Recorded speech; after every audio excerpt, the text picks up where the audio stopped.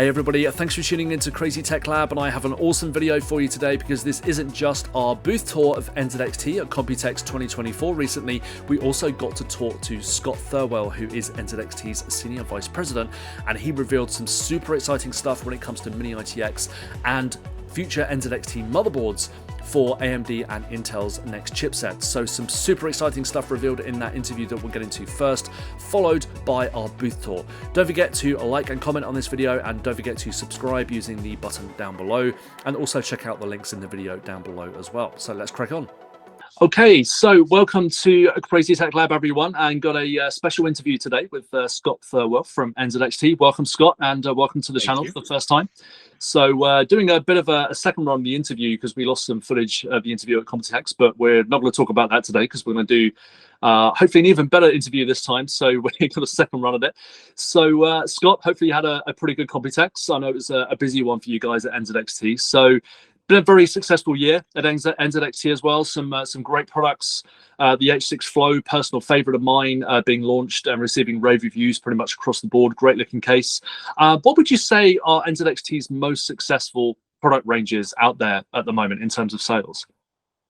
Definitely, it's pretty clear cut right now. It's the water coolers and the fan and the cases rather. Right now, those two product lines make up about 85% of our overall revenue. And between those two, it's about an even split between water coolers and cases, about 50-50 of the two. And then the remaining 15% is just the newer product categories that we've been getting into. PSU, case fans, keyboard, mouse, headset, microphones. Yeah, so it seems like it's a real lion's share of those two products that I guess that's kind of your bread and butter, right? That's kind of where you started with the cases and the coolers. Yeah, definitely. We started for about 12 years. The first 12 years of the company were cases only, and then got into water coolers. And really water coolers just over the last few years, 3-4 years, has really taken off for us. So we've seen the percentage go from 100% cases, this 40-45% contribution of cases and water coolers. And now we're expecting, as we launch a fuller range of power supplies like we did at Computex, case fans, more keyboards, more mice, that those will slowly take more and more of a percentage of the overall revenue contribution. Sure. Okay, that sounds interesting. I know the coolers have been very, very popular on the review side as well. So maybe not as surprising to hear that they usually sort of hit the nail on the head as far as performance and aesthetics and price goes. So yeah, I guess everybody has their favorite NZXT components. I know I certainly do. What are your favorites at the moment in general, and maybe what's your favorite NZXT case ever? Because I mean, you've got so many classics out there that we saw at the show in the nice lineup as well. Yeah, we showed, as part of the 20th year anniversary, we showed a range of the cases we've had since the very start. But actually, my favorite of all time, going back historically, wasn't on display. I know it's a favorite of a lot. It's the Manta. It has a bit of the rounded front, front facing. I've always really liked that. So I'd say historically that would be my favorite, and more recently, I'd go for the H6 as well. That kind of hit the spot for me. Yeah, those two would be my favorite. Yeah, I think there's been a lot of discussion about the Manta, and I know when we spoke in person at Computex, it was it's obviously mini-ITX, but it was quite big for mini-ITX as well. But there was just something about that design. And there seems to be a trait, especially with some of the older NZXT cases, that they're not the most compact or the most, I want to say, sort of form over function, because they've been cutting edge with some of their functions as well. But there's some just like the Manta that just seem to really attract people to them in terms of their aesthetics. Even with the Manta, it's obviously, as I said, it's quite big for a mini-ITX case, and some people didn't like it for that reason, but it's got a huge following. Yes, it really does. I know when we put out the 20th anniversary message a couple of months ago and kind of called for people's feedback on their favorite case of all time. Manta came back as definitely a top 3, Hmm. and I think out of all the historical cases, it was probably the one that the most people called for a Manta version 2, an updated Ooh. version of it. So Yeah. I Okay. don't know. I'd like to see it, but it definitely takes some work to get a Manta version 2 out there. But that'd be a lot of fun. Yeah, that would be a lot of fun. I'd be very, very interested to see what changes you can make to that one as well. Yeah. So, sticking with the mini-ITX theme for the moment, you've obviously got a really, really strong history of supporting mini-ITX cases. My personal favorite, the H1 V2, which is on my desk. I've actually got a modified H1, which I think you can Yes, see here, that I've sprayed I can purple see. as well. So NZXT purple. So yeah, absolutely love those cases. Do you have any more plans? Not necessarily with the Manta or a re-release of an existing case, but to support mini-ITX in future with any newer cases? Yeah, definitely we do. This has been something in the works for the past at least a year, and we've just been discussing what does a smaller form factor case look like that we feel would add value inside of what's already out there. So we do have kind of a consensus on that now internally. We do have a couple on the roadmap, and so in 2025 you'll look to see a couple different smaller form factor cases introduced. Okay. Still not completely finalized by us, but it's pretty close, and definitely it's earned. They've both earned their slots on our roadmap. So a trend, still a fairly niche trend Of that we've course, been yeah. seeing in terms of smaller form factor, but a consistent voice that's been we've heard consistently been asked for from us, for a refresh of the H1 or something similar, something Hmm. along those lines, as Yeah. well as maybe something in between the smaller H1 and a full size ATX. So both of which we're addressing on our roadmap. Yeah, sure. Okay. So sticking with the H1 for the moment, I think one of the really interesting features with it is that it included a lot of hardware with the case. So you had a power supply pre-installed, the cooler was pre-installed, and honestly, it's one of the quickest and easiest builds I've actually done, when mini-ITX is usually the opposite, right? So Yes. yeah, is that something that we'll see more of with not just with mini-ITX, but maybe with other NZXT cases, that sort of almost ready to run design? Yeah, I think definitely with mini-ITX, the reason behind us wanting to do more of a bare bones system with other parts already installed is just because of the heat that's generated inside of a mini-ITX case. It can be significant. Yeah. It's a lot harder to cool, Hmm. and without the right parts inside, you could have issues if you put the wrong parts in. If you just didn't know and you thought you were good putting in regular parts, you not necessarily true. So that was the reasoning behind the original H1 with the Yeah. parts all installed. However, there was also another group that asked for just the case. They Mhm. wanted to be able to choose their own components and upgrade as they so chose. And so going forward, it's something that we discussed quite extensively internally, to as to which path to go. Do we go the path that we went before with pre-installed PSUs and cooling, or do we go the opposite way and just provide the case? Yeah. And we didn't really have a consensus. So we see the reasoning on both sides. And so what we are currently looking at is how do we provide both options? And so definitely we want to provide an option with some of the parts already pre-built in, Mhm. because people want that. It's an easy build, like you say. Yeah. You receive it, it's a dead simple build. Mhm. And it's also been tested extensively for cooling And so we know that there's no performance issues. You're getting the best in performance because the cooling has been taken care of. So we'll definitely do that. But on the other side, we also want to offer just the case, because that is something that's been asked for. And so really inside of NZXT now, what it comes down to on that side is, how do we properly do testing on as many of the mainstream products as possible, so that we can provide a little more insight into the recommendations of what parts to use and what parts maybe to avoid, just to provide enough information to those who do want to build their own system from the case up, and make sure that they're being provided the best in cooling advice and performance.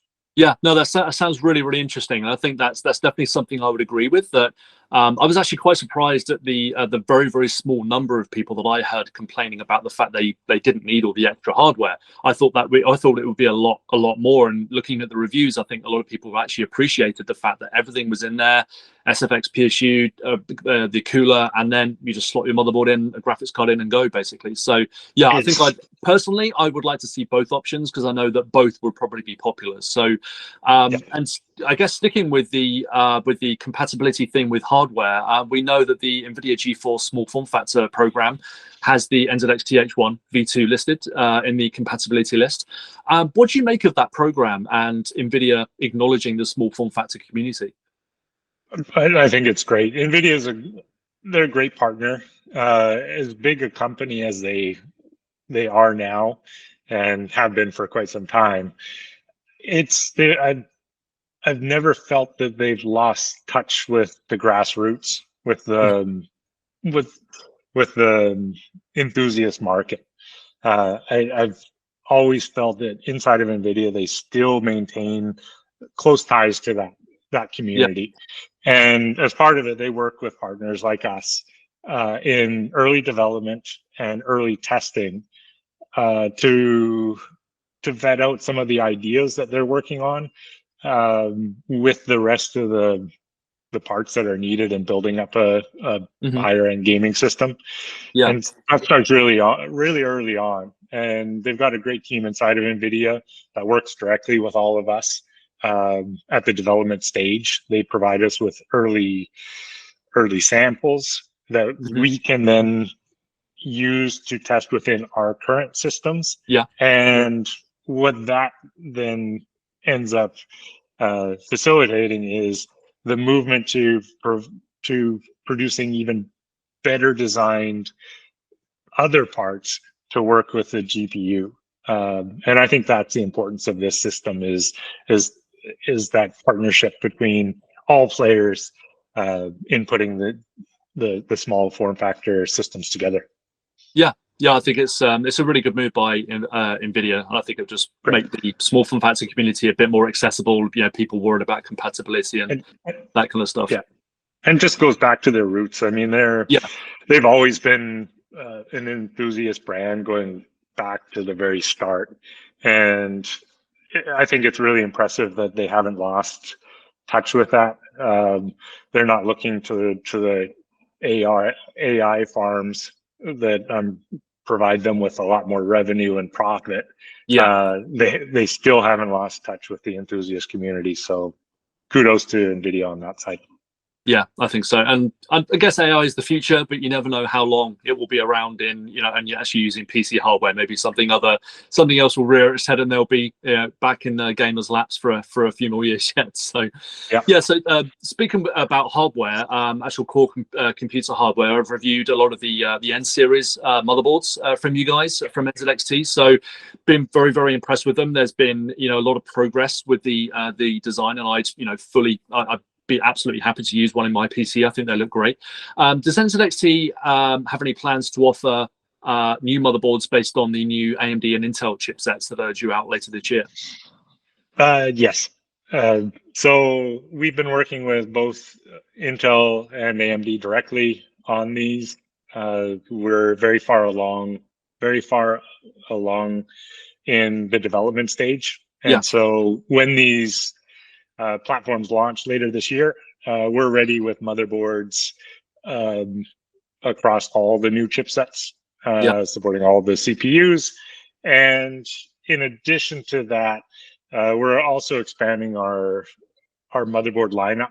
So we've really focused on just a single motherboard offering, the N7. We will continue to offer the N7 in the future, our future motherboard offerings, but we're also going to, you'll see an additional off. You'll see an N9 version of motherboards at an even higher end offering. So that's ready to go later this year. So you'll see both the N7 and N9 motherboards for both AMD and Intel platforms across multiple new chipsets. Yeah, okay, that sounds absolutely awesome. So yeah, obviously I'd love to see a mini-ITX board in there sometime. I think that would look absolutely amazing. So yeah, so as far as everything else goes, we've covered a lot of other things, but does NZXT plan to continue its march in the peripherals market? Obviously you've got a whole range of keyboards, speakers, mice, and lots more accessories coming out. Is that something that you're looking to continue in the future? Yeah, definitely. I think that we have a realistic understanding of launching new product lines. Nothing happens overnight. We saw it with our coolers, our water cooling lineup. When we did launch, it took some time to gain the acceptance from the market, kind of prove yourself. Multiple versions of the cooler came out before we started to really gain traction. To where we are today, we're number one or number two in almost all the key countries of the world on coolers now. I think moving forward on the gaming gear segment, it's the same. We have to really prove our worth to the gaming community, and that to truly do that it's more than just launching products, and it's really how do we connect with the gaming community in general. So we've launched our first, I'd say our first real strong products with the Function 2 and Lift 2 a couple of months ago, getting great traction, early traction right now. We have a full roadmap, so we're going to have additional keyboard and mouse launches, mouse mat launches coming in August, September time period of this year. We have additional launches in January of next year and middle of next year. So it's building up the entire product offerings with some differentiated product. You'll see some truly differentiated product coming out from us. We'll definitely be at the forefront with some of the materials we use, the way the product that we do come out with. And then on the other side, it's just how are we connecting with the gaming community in general. And so over the next couple of months, you'll start to see a lot more of that connection, interaction with the gaming community. We've been working on this for the last 9 months or so, 6 to 9 months, in preparing a genuine plan of how do we authentically interact with the gaming community. We don't want to just be a brand that comes in, say, okay, we have to connect to this community. How do we do that? Let's throw a bunch of ad dollars or something into it. There's no connection there. It's how do we attend events? How are we getting feedback from the community? How are we working with those inside of the gaming community to impact our future products? All of those kind of was how we went about devising our plan on how to get in with the gaming community. And we're complete. And over the course of this month now, June, you'll start to see a lot of those partnerships are going to start to be launched. see us at a lot more events, getting more feedback, and working with some of those in the gaming community to work on future products with us. That's going to be a lot of fun. Yeah, that sounds great. So obviously working for a PC hardware company, I hope you have a PC at home. And yeah, okay. I've had PCs at home. I aged myself here since '96. So wow, yes, maybe a couple of years ahead of me. I think I was in there very, very shortly after that, maybe a year or two. But yeah, so what kind of PC do you have at home? Can you give us the rough spec and what case do you use? Thing? I'm a bit spoiled in that I get early prototypes of every product that we have.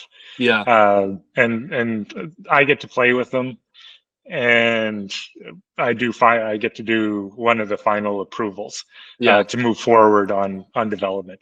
So I tend to swap in and out. I thought I had the dream job here. Hold on. Well, it's maybe we both do, because the access to different hardware is a lot of fun. So I tend to swap out all the time. So currently I'm working on in a case. I just did a build of a case that we are going to be launching in August of this year. I'm working on with a keyboard and mouse that we will launch in September, and a very early prototype of a headset launch next January. So that's kind of fun, the fun stuff I'm working on. Yeah, kind of envious of that, because obviously everything, I've got kind of like a free range of stuff that I could put in my PC, but nothing, very, very few of it is kind of early prototypes. So that sounds, I mean, a lot of the stuff I'll cut up with a Dremel and make it, better for water cooling, that kind of thing. But yeah, the prototypes are always, interesting stuff. So that's, quite a claim to fame you got there. A little bit jealous. Yeah, it's been fun. Oh, and on top of that, the newest cooler that we're launching likely in the next few months as well. So lots of fun things we're working on. Yeah, glad to hear it. So Scott, thanks a lot for talking to us today. Some really, really interesting stuff there, especially on the mini-ITX scene, which a lot of my readers are very passionate about. So thanks for your time. Yeah, thanks, Anthony. No problem. Thanks a lot.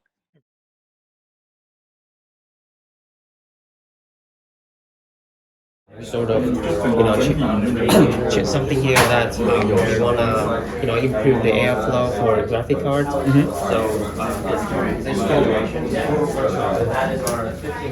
being able to mount the 360 fans on the bottom, so that's directly input the air from the bottom and cool down the graphic card. Yeah, is that compatible with the new block of fans? I haven't actually seen that one. Yeah, is that compatible with those? So they're just compatible with right. Yeah.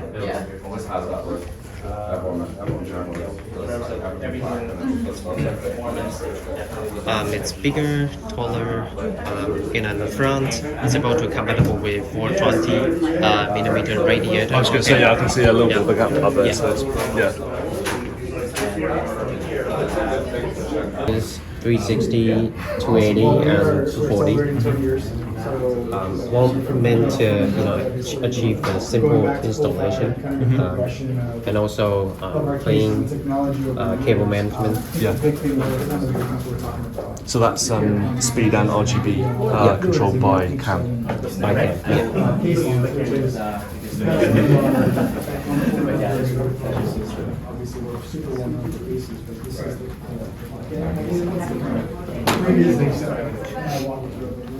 So these new as well, or are they? These are all okay. Do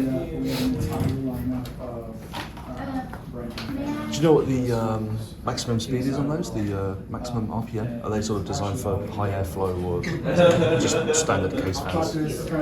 No, these are not standard case fans. Yeah. These are high airflow, more airflow, and more static pressure. Oh, okay. It just depends on. Yes, it sounds like you've got like a quiet model and a like sort of maybe a high RPM high static pressure fan. Yeah, and over here, we actually launched 4 different voltage of power supply. 3 of them are gold rated power supply, and the one's 1500 watt higher efficiency, high voltage. Sure. Yep, and these are all with the ATX 3.1 spec, with PCIe 5. Okay, so total integrating that. right. Yeah. We do offer 2 different colors. So whether you want to build a whole white PC or a whole black PC, Yeah. we offer black and white.